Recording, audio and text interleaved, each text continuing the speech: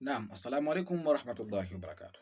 Baada ya kumshukuru Allah subhanahu na kumtakia rehma na amani kipenzi chetu ama mtume wetu wa umma, mtume wetu Muhammad sallallahu alaihi wasallam, ikiwa leo ni siku nyingine tena tuzungumzie kuwaota malaika. Yaani wewe ukalala katika usingizi wako na ukaota kama unamwota malaika, yaani ukaota malaika. Anasema ama kuota malaika tena akawa ni mwenye kujulikana huyo malaika, yaani ukamwota yule malaika afu ajulikana yule malaika ni nani, basi ajulisha juu ya kudhihiri kitu kwa mwenye kuota na utukufu, nguvu.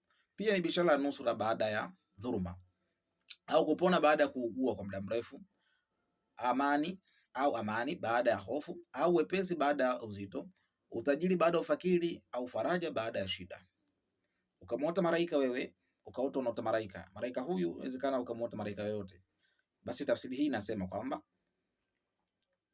mtu huyu kwanza atapata ajulisha kwanza ni udhihiri kwa kitu, yani mwenye kutukufu, kudhiri kwa utukufu, nguvu. Pia ni bishara ya nusura baada ya dhuluma. Pia vile vile mtu huyu ni ishara kupona baada ya kuugua. Pia vile vile ni ishara amani baada ya hofu, wepesi baada ya uzito. Pia vile vile mtu huyu anatabiriwa ama inatafsiri kwamba atapata utajiri baada ya ufakiri wa muda mrefu au baada ya shida, na pia vile vile atapata faraja baada ya shida. Hii ndio tafsiri ya kumwota malaika. Kuota malaika tafsiri yake kwamba ndio hizo hapo tutakazozungumza hapo.